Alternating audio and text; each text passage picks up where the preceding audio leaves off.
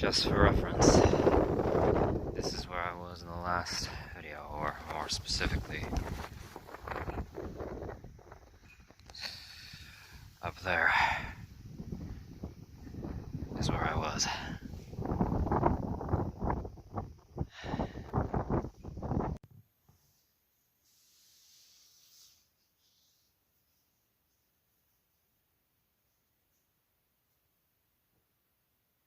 I'll start this video off by saying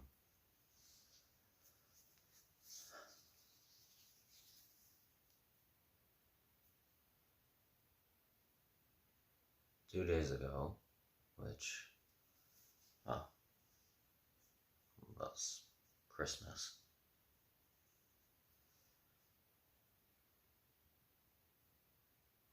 someone I know tried e-transferring me $100.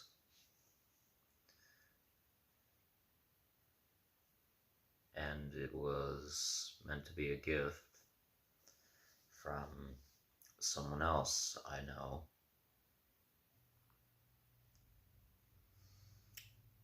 who, as far as I'm concerned, in relation to someone they have close ties with, are of upper middle class financial status, and said other person they know has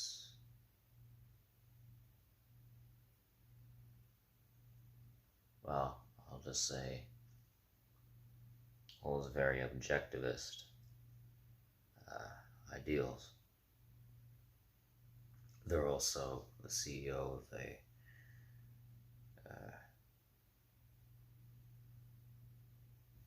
independent repair company.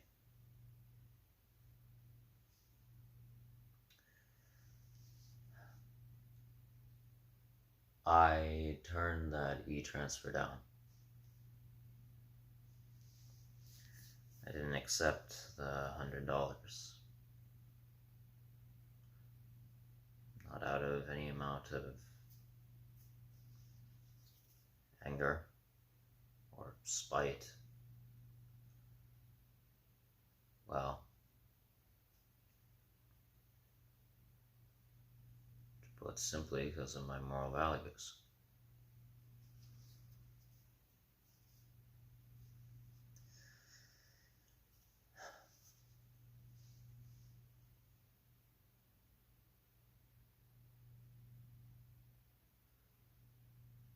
But this video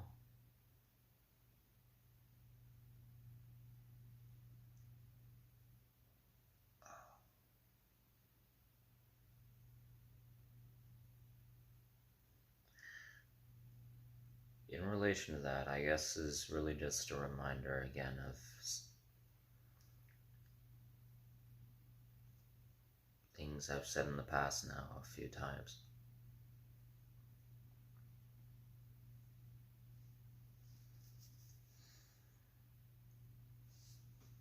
Hold on.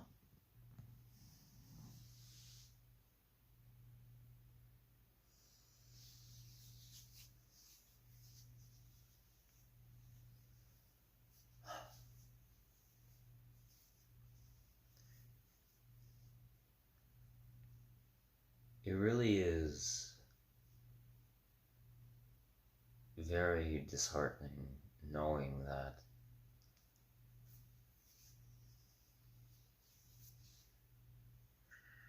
in a world like the one we have today,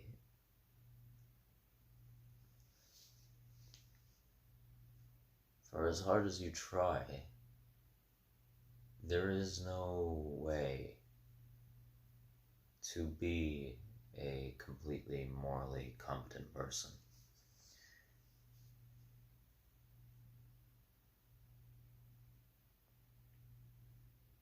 Now,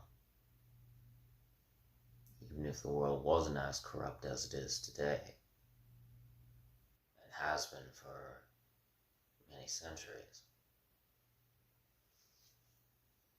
overall globally, that is.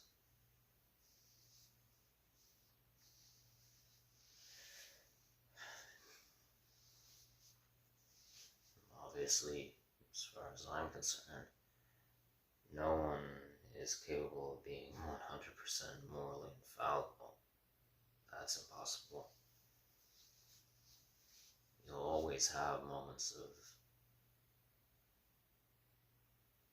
disrupt, cognitive misjudgment in what you choose to do. You always have some amount of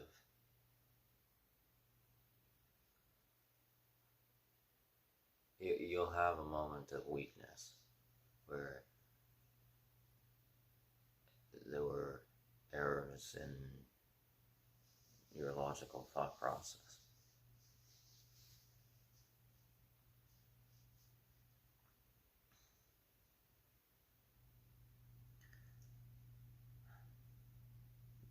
But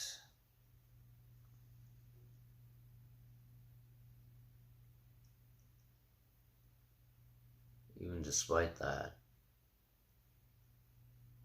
you can still, as far as I'm concerned, provably try and act in a justifiable means on a surface level, despite the innate contradictions of life.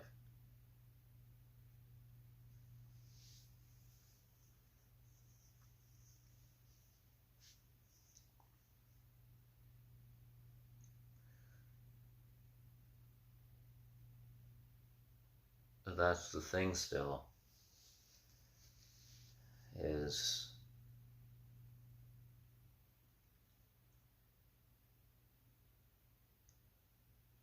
even though you try desperately to act in a morally sound way, something that upon examination can be proven as being rightful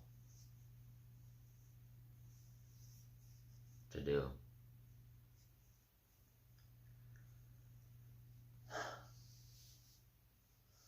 Well, with all the idiocy that plagues the globe in all of its corners, in so many ideologies, cultures, in that ideologic cultures,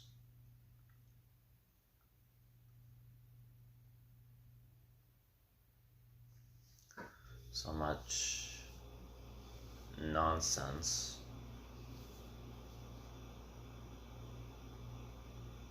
that's so often disguised as sense.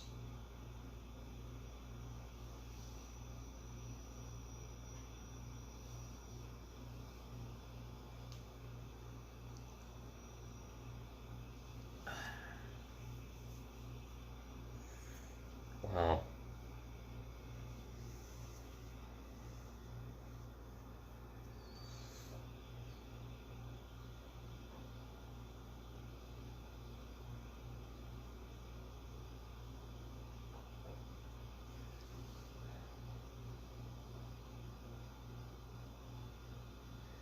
it's impossible to not compromise on your ethical values to some degree or another. Hell, even if those ethical values that a person holds are provably unjustified, wrong,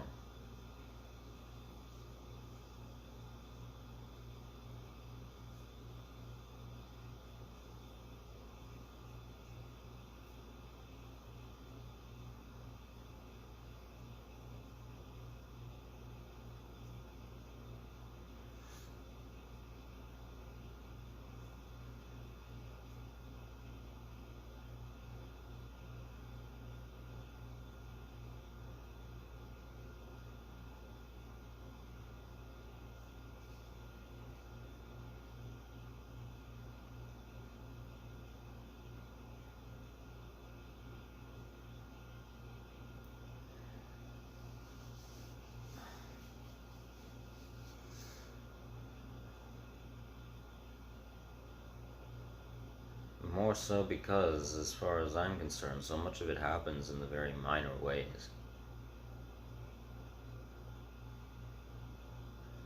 Fair to argue that amongst the general populace, most egregious acts that have some amount of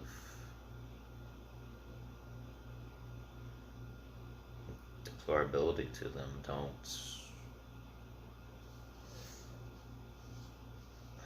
don't happen in any large, extravagant extent that's visible.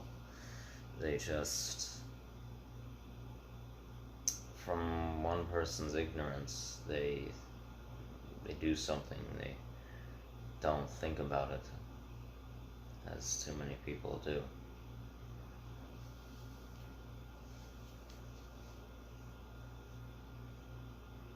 And then people like me witness it, and then, well, because we don't stop thinking, we'll contemplate for hours upon hours or days upon days whether or not we should have done something or said something. And then we'll further contemplate, well, what exactly could we have done?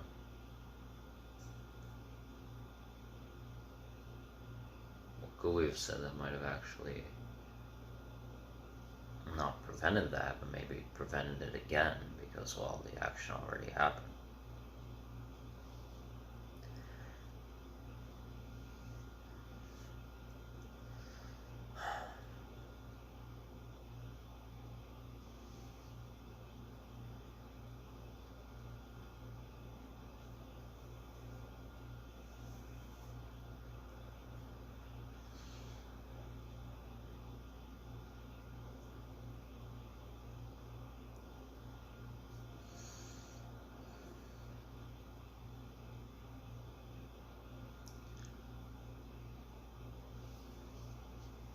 For those of you who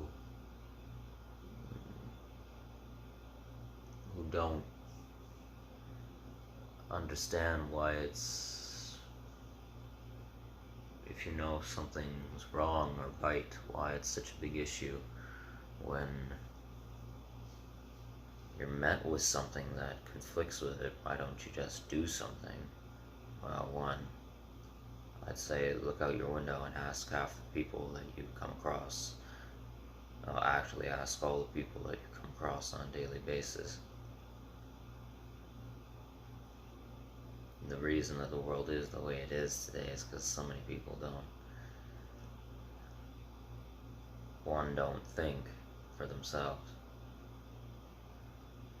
and two, those who do, pressured into not acting upon what they believe.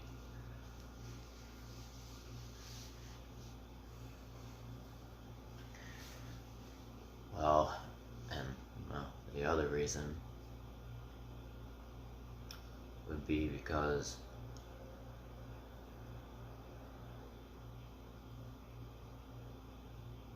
when we ourselves, I'm talking about people like me, myself, when we're put into desperate situations for both ourselves and other people,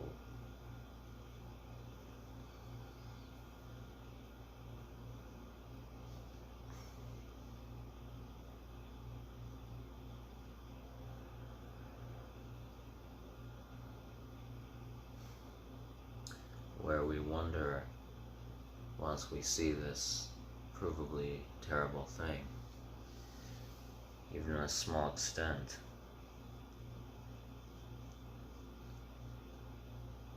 we wonder what the consequences will be if we do or don't do something about it.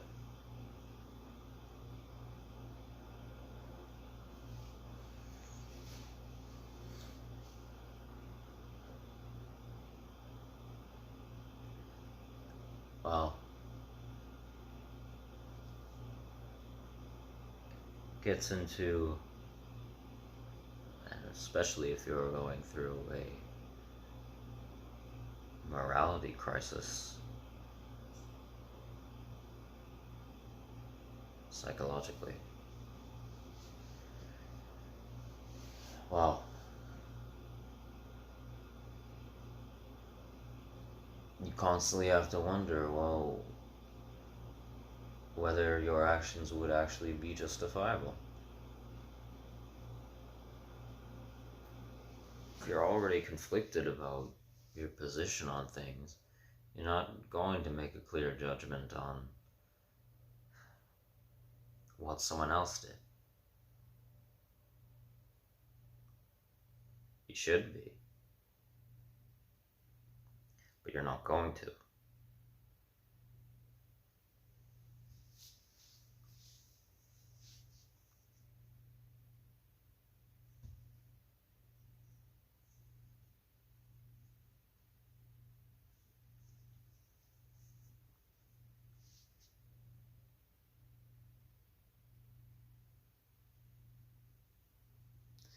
And even when you're of more of a clear mindset in terms of critical thought,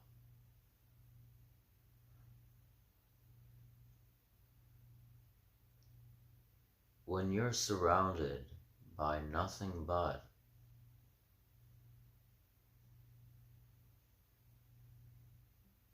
ethical atrocity,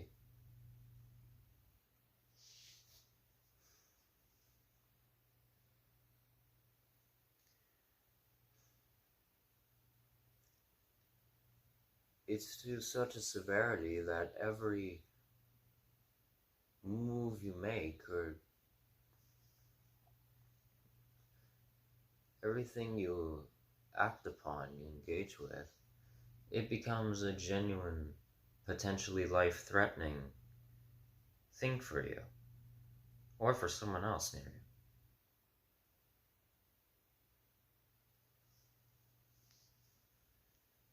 Now, I believe at this current point in time that all human beings are internally selfish.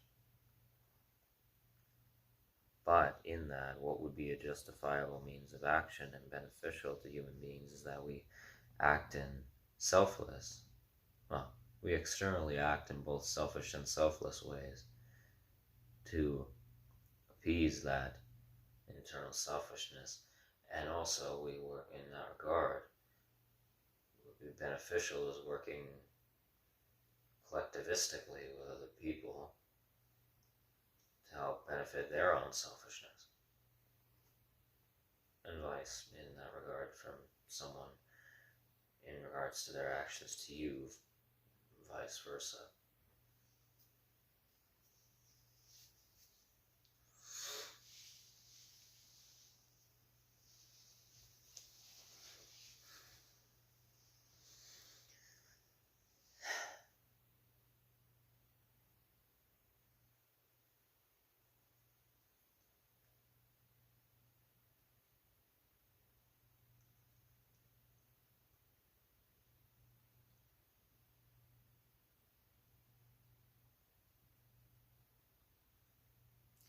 What's a really quick example I could give for what I mean?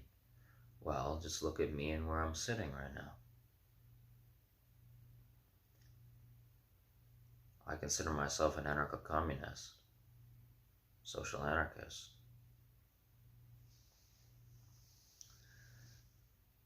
Yet I'm sitting on and inhabiting private property.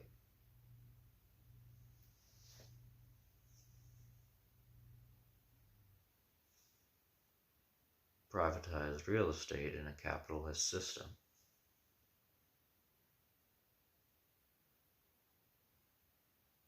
Why am I here? Because, well, I didn't have any true safe shelter for the winter months of where I am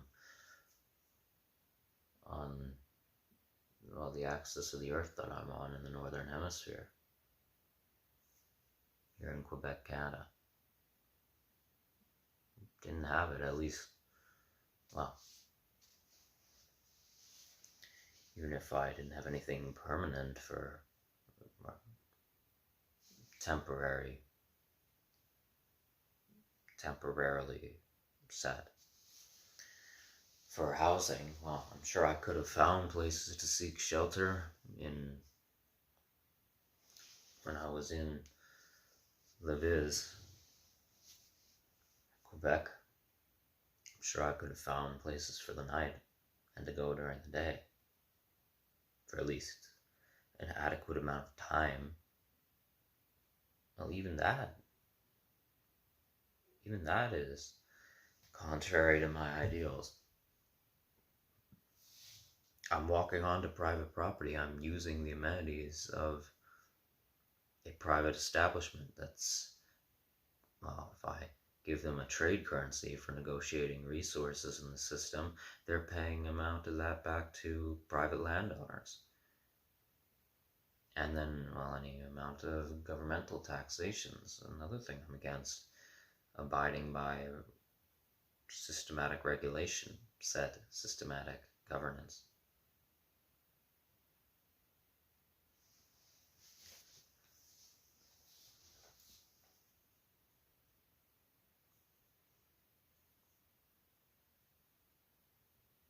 That's just one example out of a myriad of others.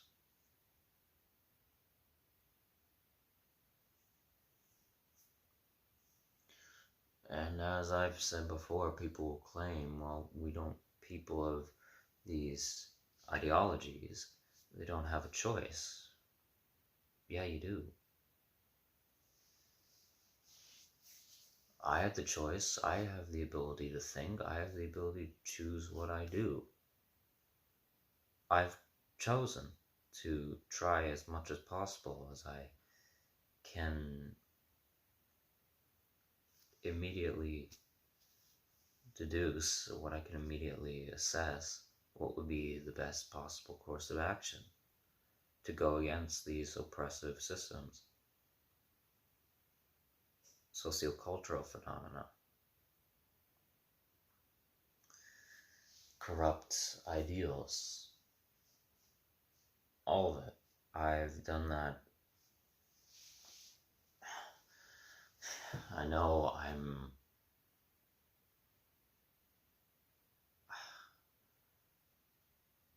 only 20 years old. Well, these last 2 years, it feels like 40 years have passed.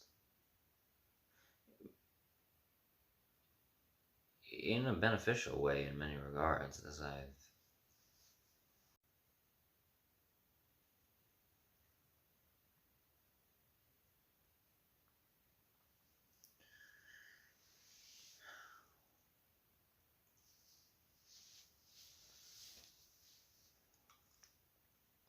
but, well,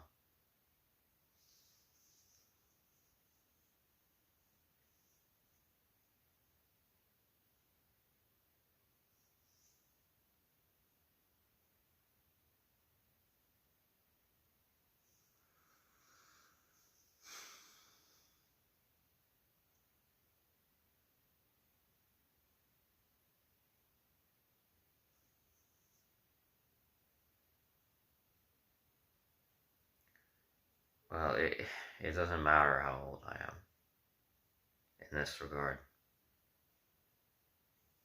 Well, even that's, change my wording for that, I guess. It does matter. Just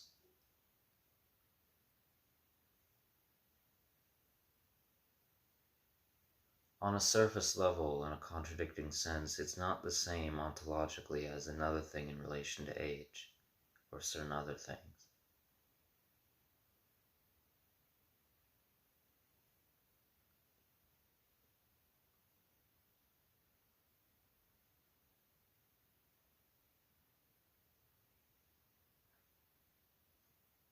Like, it's been a hell of a long time.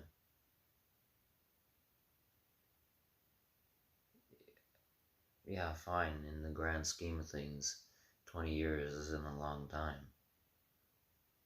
Relative to the concept of time, that is. Well, but in terms of a human perception, it is. And that doesn't, it does nothing to just say that's a social construct, end sentence. We all operate on social constructs.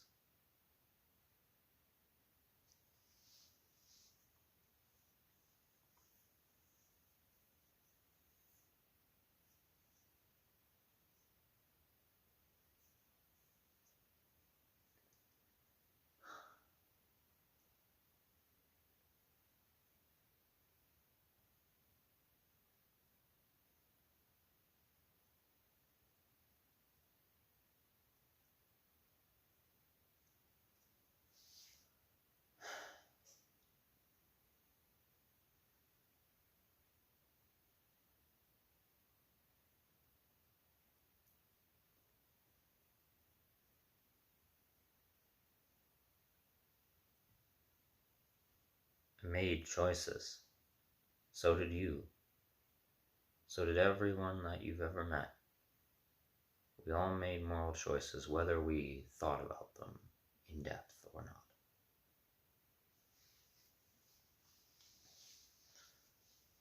Whether they were provably beneficial or detrimental,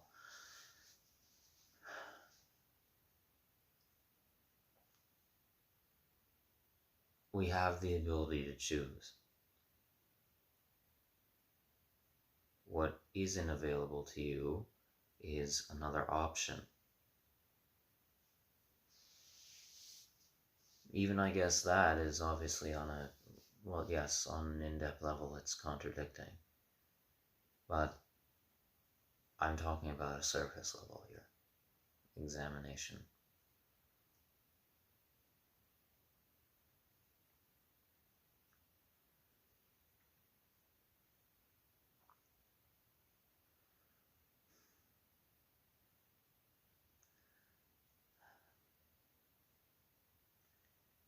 You didn't have another viable option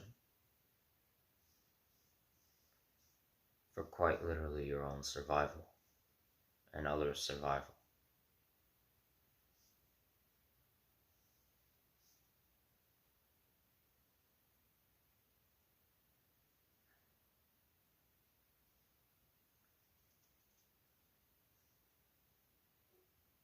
And people will, as I talked about in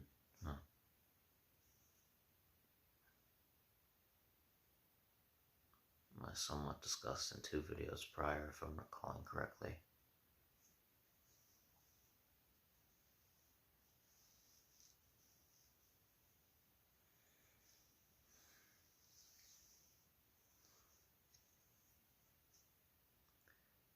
People will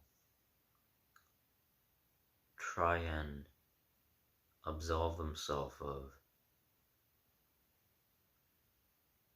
responsibility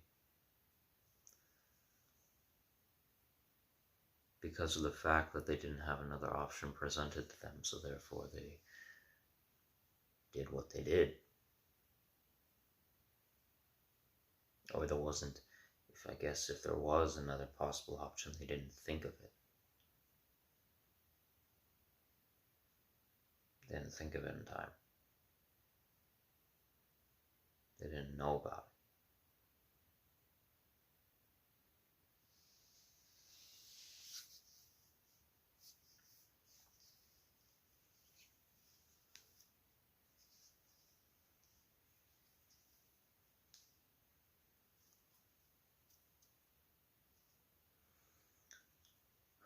People will try to say, you can't judge me for what I did. You weren't in that situation. Or blow up in a whirlwind of fury and upset with the fact that someone is condemning their actions because they feel that they had no other means of going about it. Well, the sad thing is that person, no matter their own flaws, in that moment, they might not be wrong with their assessment of what you did being wrong. Let's say, for the sake of argument, they aren't wrong.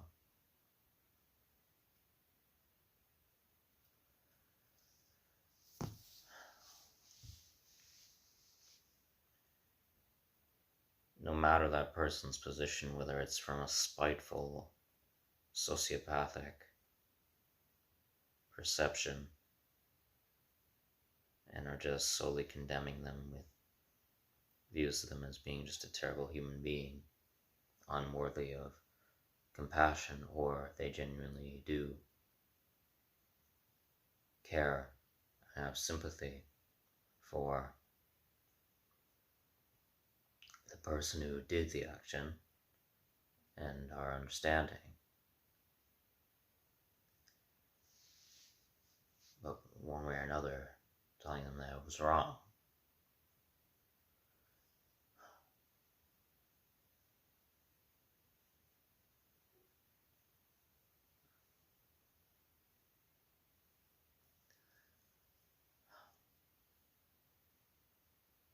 It doesn't change the moral. It doesn't change the action of what the person did. The fact that in the situation they were in,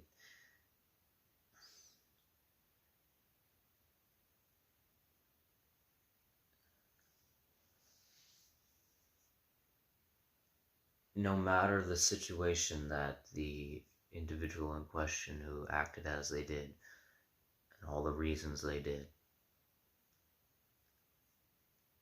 it doesn't change what the moral value asserts by doing it, what it condones. It doesn't change it, at least as far as I'm concerned. A suppressive value is still a suppressive value.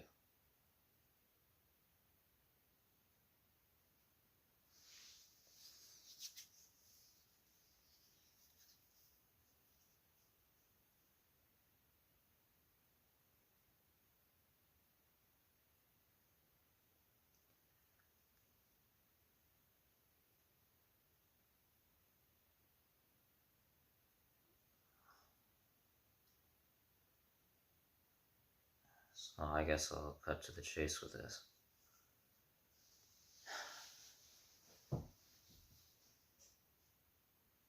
Not a single one of us, members of the human race, can be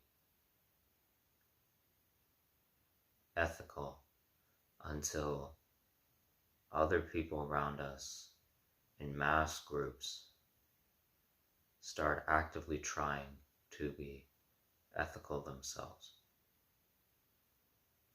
Can't. It's not impossible to see a point to why, well, not just a point, but actual, well, yes, obviously all of it is a meaning created by people, but actual provable benefit from what you do, even if other people don't abide by it and it's torturous for you and you risk death by doing what you're doing. Another reason being why you're backed into corners is because you don't want to die like everyone else on the planet. As far as I'm concerned, you're subconsciously afraid of death. It's there to protect you.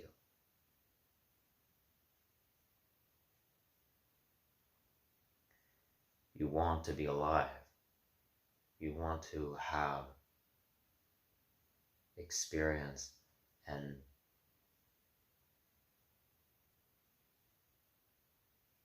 fulfillment in the consciousness that you, well, that you exist in. You want to. Everyone wants that.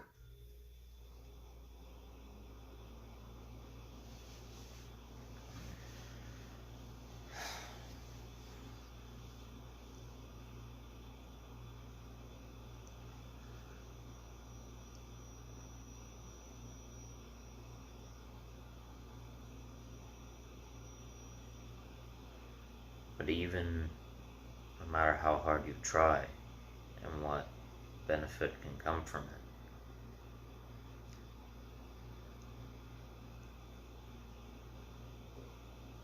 Unless people around you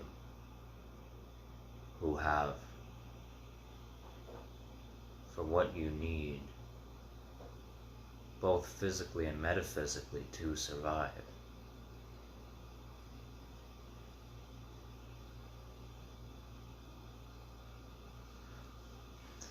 When they hold a power disparity over you, when they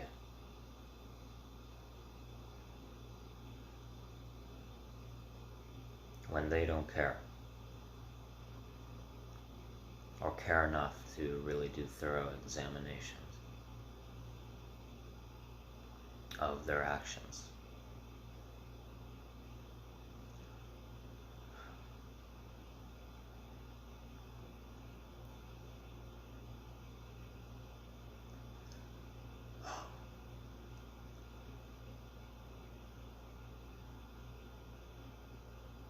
You're backed up against metaphysical walls. You're enclosed. There's really only so far that you can go in that enclosure before you run into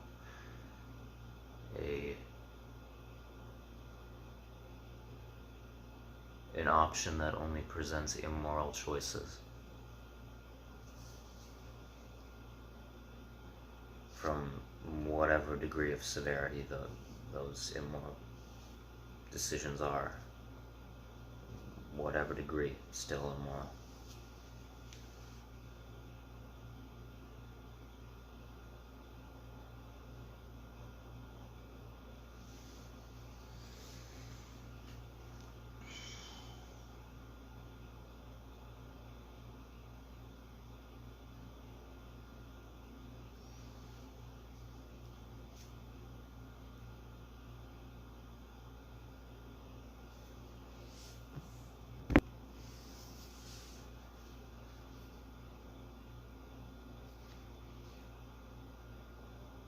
I've kept this since staying in the Viz.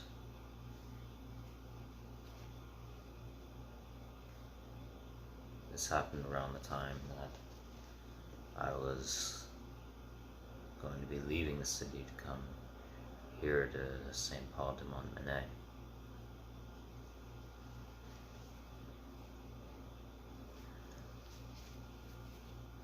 When I was staying at,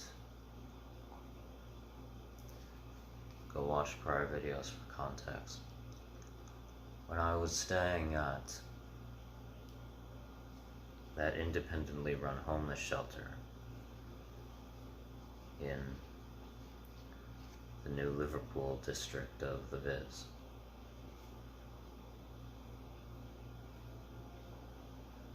when I was out roaming the downtown area of the city,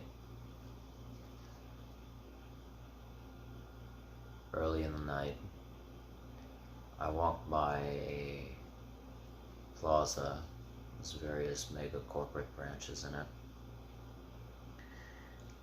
and I walked by a car, and I heard a child crying in it. And I stopped and looked inside. The car was locked. It was also clearly off. The engine wasn't running. And there was a child in the back seat, and I didn't notice until later they had, I don't know if it was their sibling or friend of theirs, same age. They were in the opposite back passenger seat. But regardless, this child that I noticed was crying, and I know why. Because they were locked in a cold car with no heat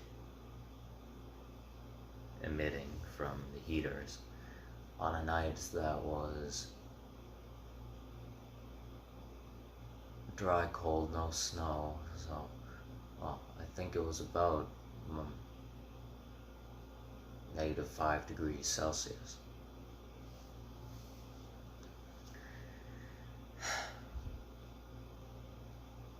I looked around to see if the owner of the car, the supervisor for that time, or most likely their parent, was anywhere nearby. I didn't see anyone coming towards the car. I stood there for about 5 minutes, and I made sure to stand there. I was not going to walk away from that. All the whilst the child was crying.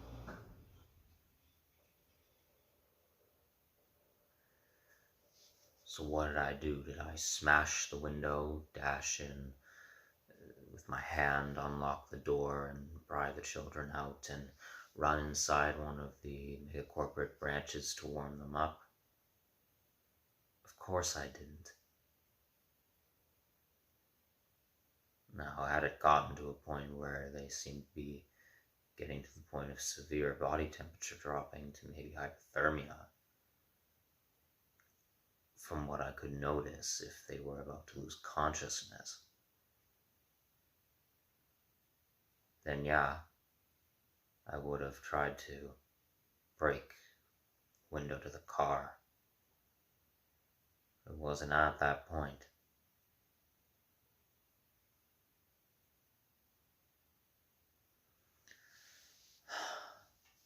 So after about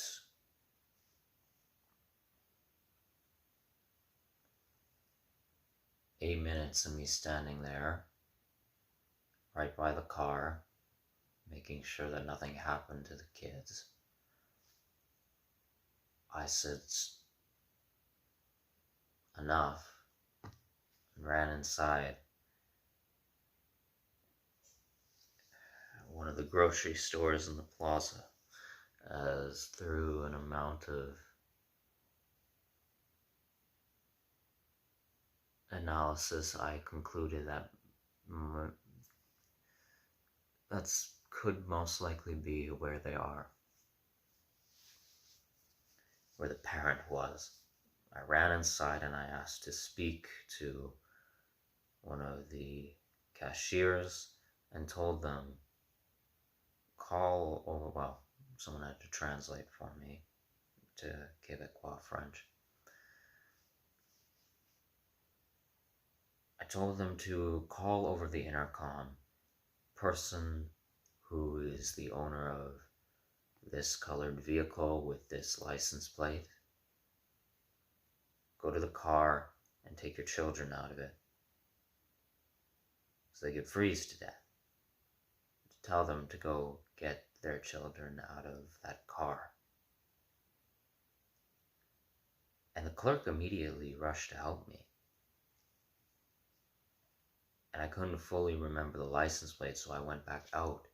They told me, what was the license plate? And I said, oh, here, let me go check real quick to see. And when I got back out there, the owner of the car, most likely their parent, had come back.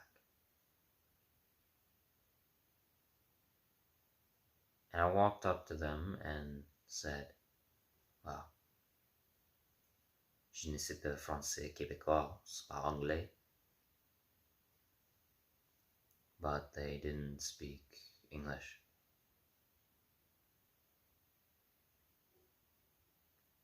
I was not gonna try and communicate with them in a language that they didn't understand. That's another immoral thing to just do.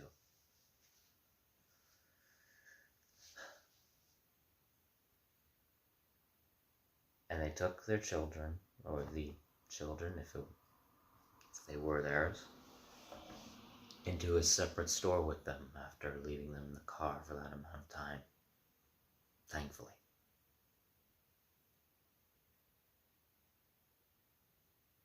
So I went back into the grocery store and I told the clerk, okay, it seems the situation's all right now. While it's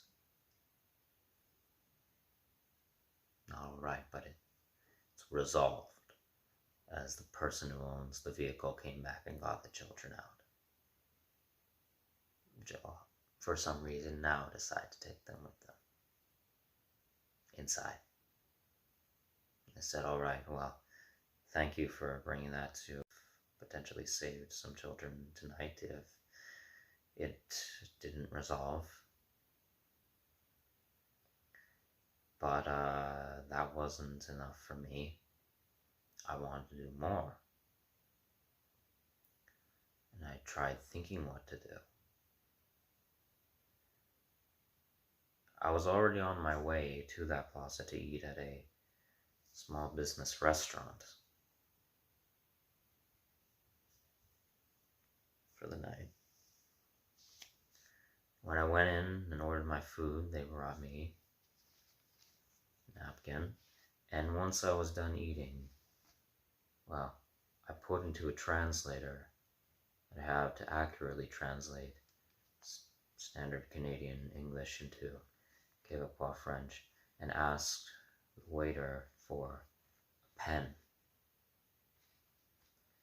As I noticed when I went back out to go to the car where it was parked, and when the owner came back and took the kids, that one of the car windows was open a slit, a little bit. It was rolled down a bit. Now, it might have been like that while the children were in the car for an attempt at ventilation, as someone who slept in a tent during the colder temperatures with the flaps open for ventilation so that your breath doesn't start condensating water vapors in structure.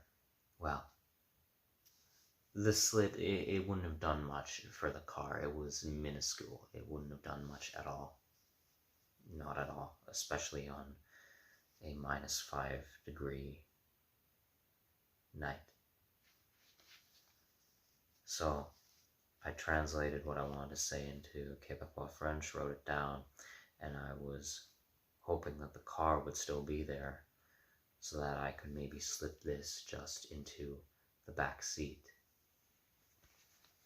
through the window for them to find.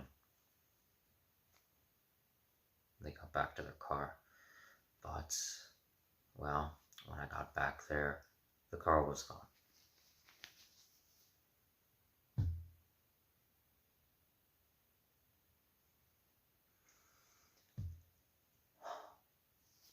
And this was the little note that I wrote.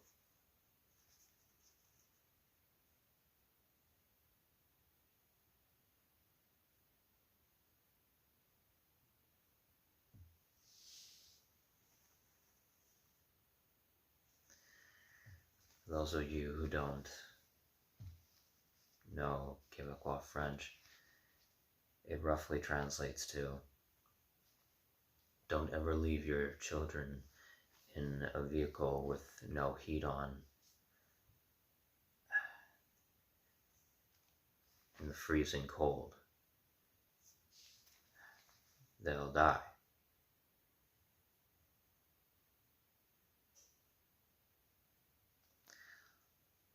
I should have been more specific, actually. I should have either said, I shouldn't have just said that they'll die. I should have said, you will kill them. So that's truthful. I should have wrote that, you will kill them. You will have been their murderer.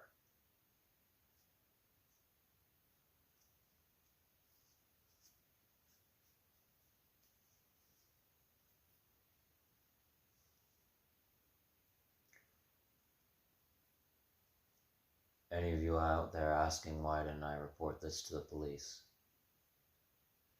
I don't believe in the police.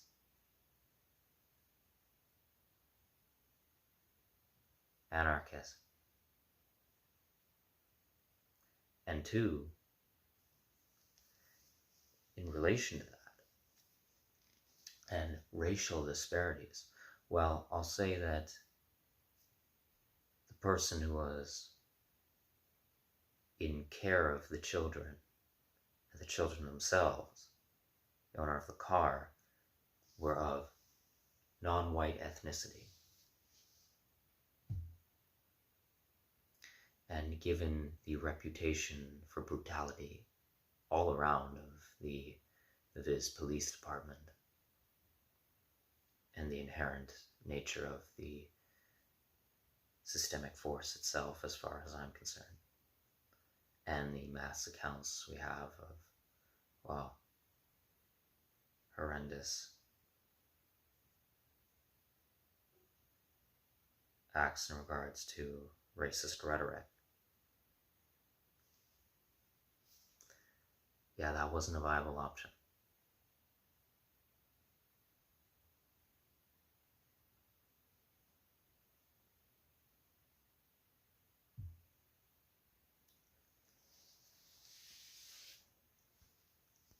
And I kept this because, well, I wanted to discuss about this incident.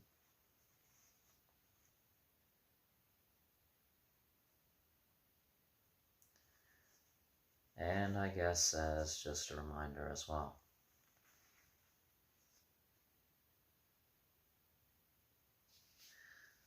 Someone might claim, well, if someone who's different than me may claim that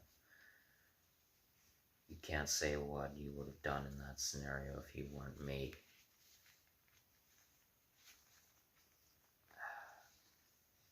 No, but you can say whether it was right or wrong to do. That is provable.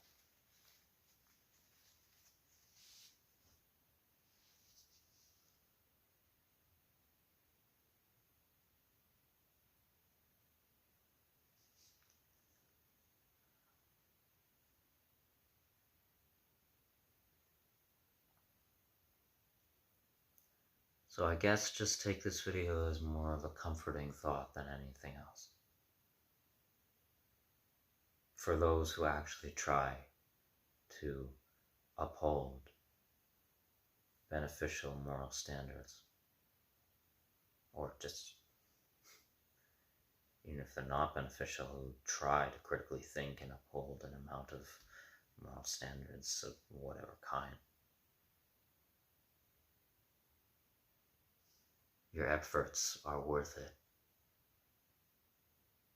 And the problem is not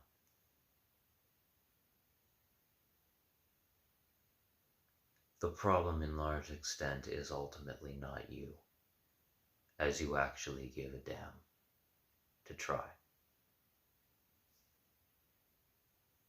And you don't just react, and go with what other people tell you is right to do.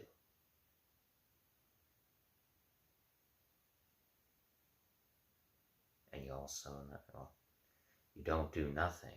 You try not to just brush it off, dismiss it, but you don't just listen to who's demanding you to do something.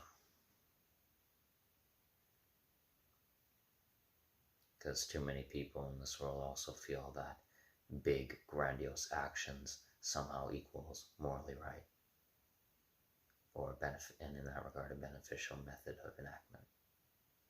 But that's a separate topic. In terms of my video content, that is.